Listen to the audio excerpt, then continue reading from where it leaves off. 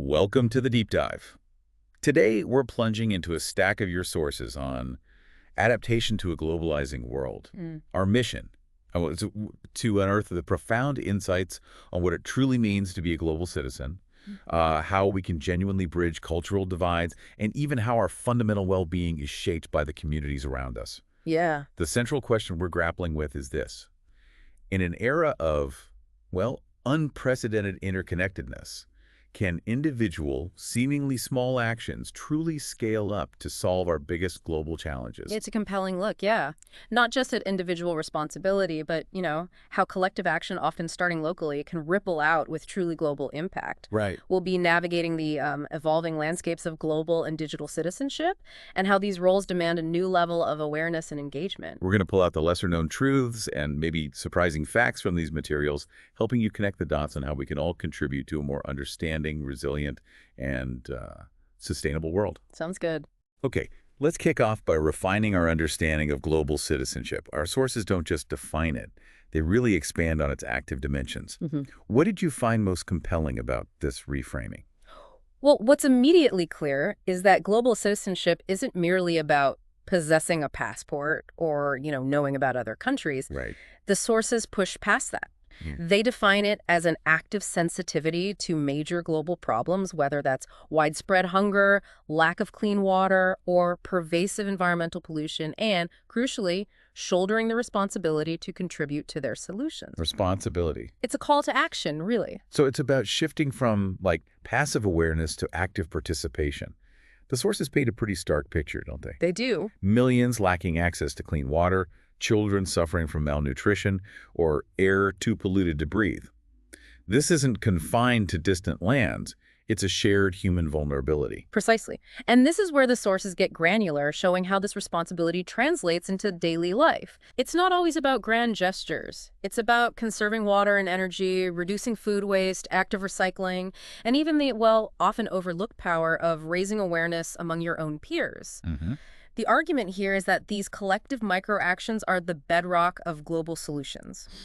It kind of challenges the notion that only macro-level policy changes truly matter. That reframing of impact is really powerful. Yeah. Now, as we connect more deeply, physically or digitally, cross-cultural communication becomes paramount. Mm-hmm. Our sources highlight some significant hurdles.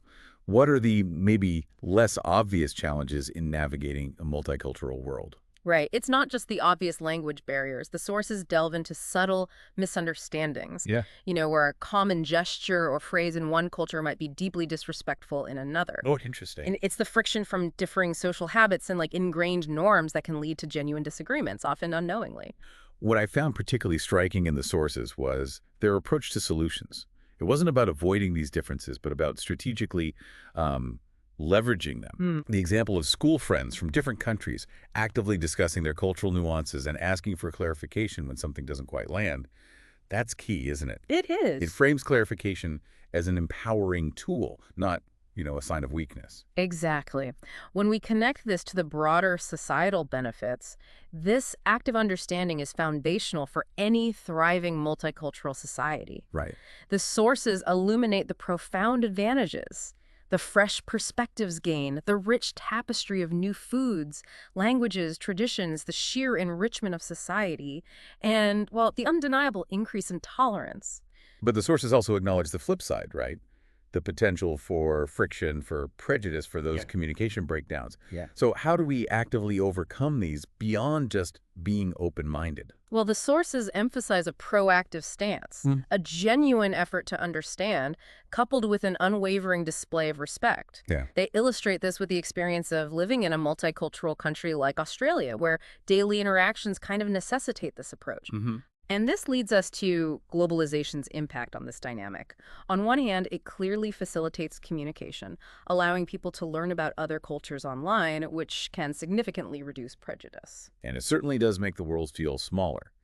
But did the sources also touch on the flip side of that coin, the potential for cultural blending to perhaps dilute unique traditions? They do, and it's a critical point. While globalization brings cultures closer, it also raises a concern for some, the potential for a homogenization, where unique cultural characteristics and traditions might be forgotten. Hmm. This is viewed as a negative by cultures striving to preserve their distinct identities. It creates a tension, between global unity and cultural authenticity. From the nuances of face-to-face interactions, our sources seamlessly pivot to the digital realm, exploring digital citizenship. So beyond the basic understanding, what complex responsibilities do the sources outline for a truly responsible online citizen? The core message is behaving responsibly and respectfully on the internet and social media, but with a deeper ethical layer. It's about ensuring your digital footprint, your shares, your posts, doesn't inadvertently harm yourself or others. This includes not sharing private information without explicit permission and absolutely avoiding slander or, the spread of false information. That's huge online. It is. It's about extending that real-life respect and courtesy into the online sphere, making it a safer, more positive global commons. I found it particularly insightful how the sources highlighted the power of these digital platforms for global advocacy. Yeah. We've seen firsthand how easily misinformation can spread, but these same tools can draw attention to critical global problems with incredible speed. That's where the transformational potential lies, really. Digital platforms enable us to reach millions, even billions, almost instantaneously. Yeah. The sources provide powerful illustrations. Greta Thunberg's social media posts on the climate crisis, for example, Right, that was massive. which ignited a massive global youth movement and led to widespread protests. Similarly, young people in Australia leveraging social media to champion animal rights and environmental protection. Without these digital avenues, that kind of rapid mobilization and interconnected advocacy simply wouldn't be possible. Beyond citizenship and digital engagement, our sources make a fascinating pivot to something universally relevant: healthy living. It's remarkable how deeply culture intertwines with our overall well-being. Indeed. The sources offer a compelling cross-cultural comparison of healthy living habits, revealing some striking differences. For instance, in Australia, the emphasis on regular physical exercise and spending time outdoors is, well, deeply embedded. Right, and contrast that with certain Asian cultures, where the sources point to a strong emphasis on diets rich in fresh vegetables and fish. Yeah, a very different approach sometimes. A stark contrast to the prevalence of faster, processed meals elsewhere. Or how about the widespread adoption of practices like yoga and meditation in some countries, explicitly for mental well-being? And in the Turkish family structure highlighted, the tradition of eating and socializing together isn't just about meals, it's a profound cultural practice that positively impacts mental health and social cohesion. The implication is clear. There's immense value in gleaning insights from diverse cultural approaches to health. We can learn from each other. So when societies prioritize healthy living, what are the tangible societal benefits the sources suggest, beyond just individual well-being? It creates a powerful ripple effect. Societies experience fewer illnesses, which naturally leads to reduced healthcare expenditures. Think of the economic impact of less obesity or chronic disease. Less burden on the system. Exactly. This, in turn, fuels increased productivity across the workforce. And it extends beyond the physical, doesn't it? The sources imply a profound societal ripple effect, suggesting that robust individual mental health isn't just a personal gain, but a foundational pillar for collective resilience and social cohesion. Absolutely. Healthier individuals are not only physically robust, but also psychologically more stable, contributing significantly to overall social peace and stability. The sources cite school sports days as a clear example of how such community initiatives strengthen social bonds and instill positive habits from a young age. Yeah, simple things. Ultimately, healthier individuals create happier, more productive, and inherently more supportive societies. And on the mental health front specifically, the sources note a global paradigm shift. While mental health might still face stigma in some regions, there's a clear, growing worldwide awareness, underscored by the dedicated efforts of organizations like the World Health Organization. Yes, a global issue demanding a global response. That's becoming clearer. So we've discussed these massive global problems. How do our sources suggest local communities can truly make a dent, shifting from awareness to tangible action. Local communities are presented as powerful incubators for change. For example, organizing focused recycling campaigns in schools and neighborhoods not only combats plastic pollution directly, but also dramatically raises public awareness, embedding environmental responsibility at a grassroots level. That makes perfect sense, connecting local action to global impact. And what about energy? Well, the sources suggest informative events on energy saving and the adoption of renewable energy. Plus, community gardens, they're not just about providing healthy local food, they significantly reduce carbon footprints by minimizing transport, fostering local food security. Right, the transport issue is key. Definitely. The sources offer an excellent, concrete example from Australia where schools and youth groups actively organized tree planting events. These seemingly small contributions directly combat climate change, but just as importantly, they foster a profound sense of social solidarity and collective purpose within the community. And it's not just what communities do, it's who's doing it. The sources really emphasize the immense multifaceted benefits of young people participating in both local and international volunteer activities. For the youth themselves, it's transformative. They acquire new skills, cultivate a profound sense of responsibility like the young Australians in environmental cleanup campaigns you mentioned, and develop a broader worldview.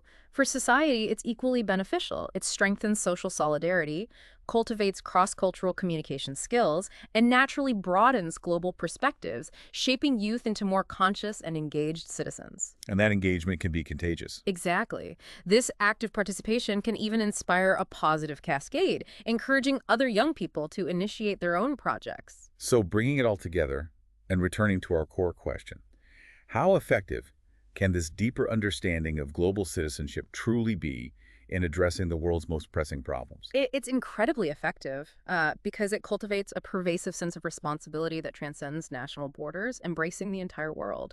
When people collectively act on critical issues like climate change, prioritizing environmental protection, embracing recycling, conserving energy, they are not just performing isolated acts, they are actively co-creating a more livable and sustainable world.